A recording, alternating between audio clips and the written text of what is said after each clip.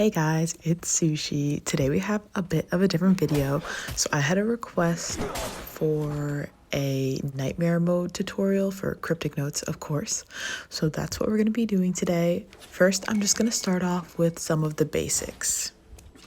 Okay, so this is real basic, but you are going to have 2 extra minutes as opposed to hard mode. So you'll have 14 minutes, but the quota has more than doubled what you need to get for hard mode. Also, not lots, I guess, but a few new rooms, like the one I'm in right now, have been added. So that's super cool. As well as a basement or a dungeon, whatever you want to call it. It's in the map, you will see a -1 for the floor. That's the area that I am referring to right now. I don't really have a tutorial part on that. It's pretty self-explanatory, like you could see, new rooms, pretty cool. Editing note, every time I say effigy in this next part, I'm actually referring to scrutiny, the big eyeball. One of the unfortunate things about nightmare mode is that you cannot bring the seal of respite. Because I guess it's because of the effigy anomaly. They really want you to have to deal with that. In this particular clip, I'm playing with the monologue narrative, so the only anomalies that are in there are the clumsy raiders. But there is still the effigy. So when you leave, I believe it's called the effigy. So when you leave, you still have to deal with that big eye. And there is still the Doom Reckoning, as well as, I'm assuming, the Bringer of Doom boss battle. We're going to go into that in a little bit. All right, so here you can see some of the Doom Reckoning in action. So there will be a sort of orangey, gold, whatever you want to call it, diamond in the top left corner with the Nightingale. And you will start at level 0, but the more you run around and explore, this does not happen if you're walking, your levels will go down, but it will increase a little line around the diamond. And then once it has fully went around the diamond, you will reach level 1 and so on.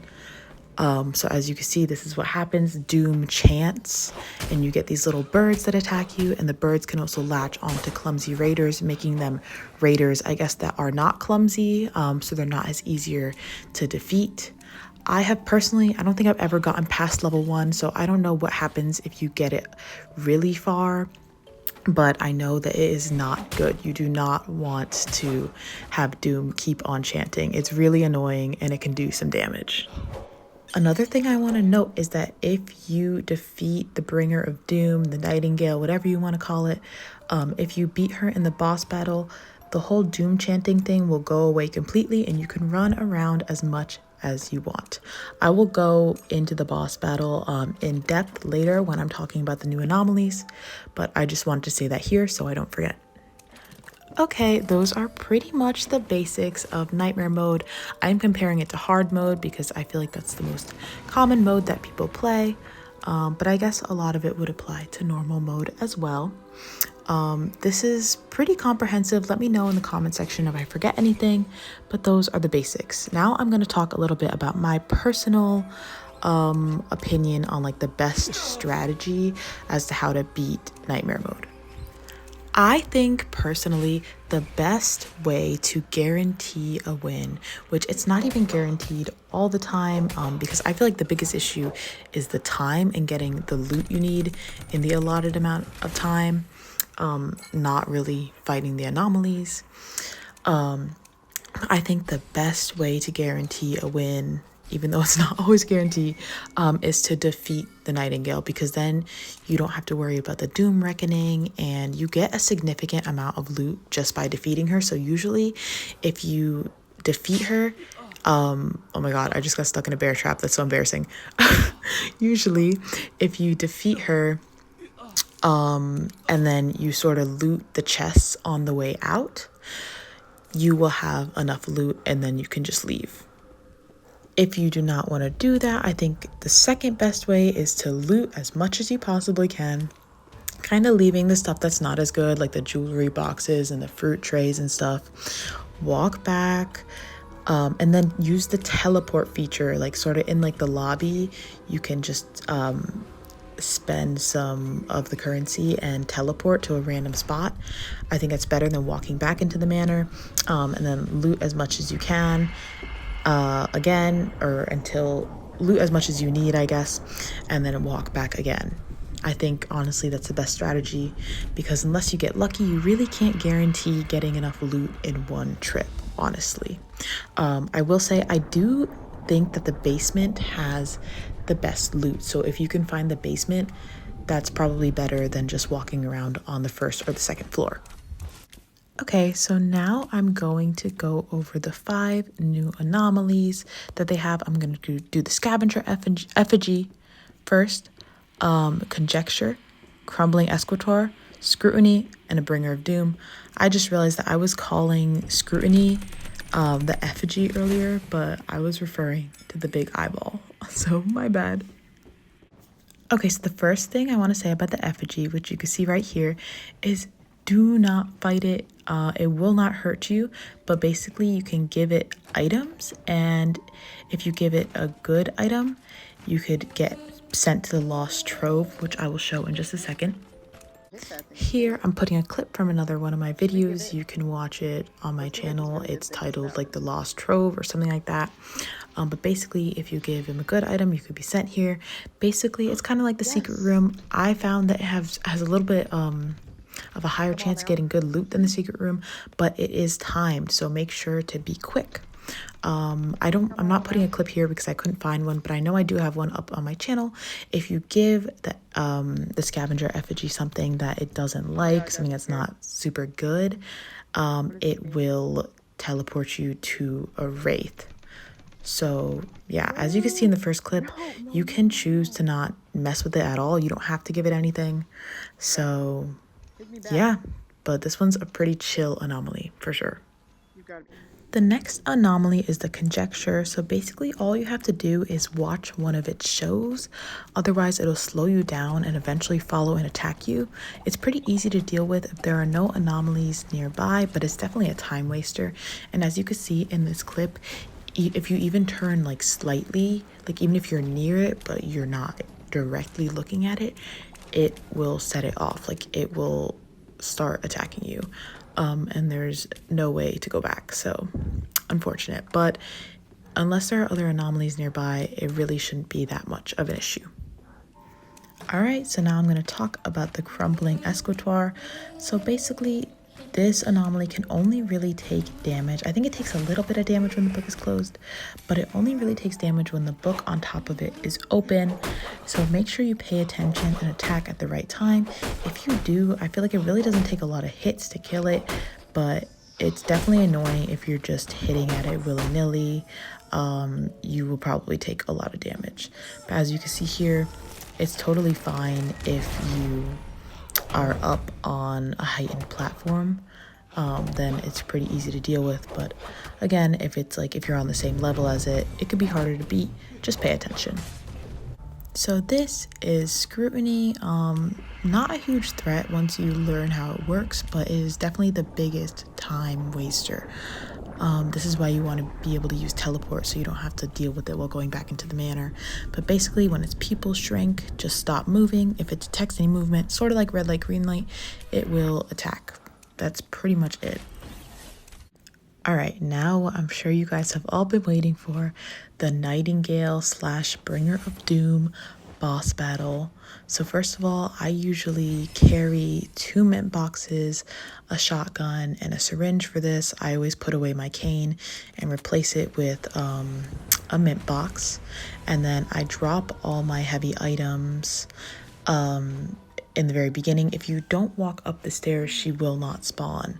So, I mean, you will have to fight her once you go into the thing, I believe, but she doesn't spawn. So you could take a minute, drop all your items, gather yourself, and then start to fight her. So I always start by going to the first pillar on the left. I always just prefer the left to the right. I'm a lefty, it's just what I like. A lot of people I know like to go to one of the far pillars near her, but I just don't, because I like to conserve as much stamina as possible, because that's really important when you're fighting her. But basically, the best strategy is to get her to attack all 4 pillars. While you're getting her to do that, you want to try to minimize damage as much as possible. If you do get hit, you can heal behind a pallet. Sort of like, you know, use your discretion, gauge whether it's safe enough to heal or if she's going to attack you like in 5 seconds. When she does that red ring, if you are anywhere in the ring, you will get attacked. So just watch out for her and like her attacks, all that sort of stuff. But you want to get her to attack all 4 pillars and knock them down. Because on top of the pillars are bird cages. So then these bird cages fall and you see the little birds with the gold circles around them will come out and start flying near the pillar. That is what you want. So get her to attack all 4 pillars first and just deal damage while you can. If you stun her with a pallet, you can always shoot her a few times right after because, again, she'll be stunned. And then once you've dealt a decent amount of damage, or just like a little basically, and you have gotten her to knock all those pillars down, you can shoot all the birds. When you shoot a bird, she will be stunned for a minute. So you don't really want to kill the birds immediately because then she will go into her next phase if you like kill the first bird and like the other pillars are still up. So then she will be harder to beat. She'll have other moves where she can have birds attack you, all this sort of stuff. You basically don't want to get to that point. But if you do, I would take the moment after shooting a bird to attack her because she will be stunned for a second. So like if she's close by, I think that's a pretty good strategy. And then again, just use your discretion. It's okay if you don't get all the birds immediately. It's okay. Like, I mean, like if you kill one of them and you can't immediately like kill all the other birds, it's okay. Like she is still beatable. It's possible. I think this clip that I just showed is a pretty good example of like the best way to defeat her, in my opinion, at least. So you can kind of analyze that if you want, but otherwise, you know, just do what's best for you. There are multiple ways to defeat her. You could like speed run it. You could take your time. It really is all up to you. Okay, now that I've gone over all the anomalies, all the big things, there are a few small fry things I want to go over. As you can see in this clip, if you attack in this room, like with the altar, this is where you'll be teleported to after you defeat the Nightingale. There are like these compartments on the wall and you can sort of attack all of them and they will open and they can have things in them, as you can see in the video. So that's something I definitely wanted to mention. It's pretty cool for sure. The altar. So if you get a cursed sapphire, I believe the altar will sort of piece itself together. As you can see right now, it's kind of like dilapidated.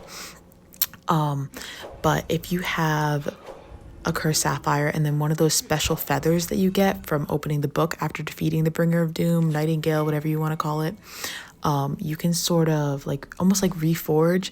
Basically, if you don't like what cursed sapphire you get, you can re-roll it.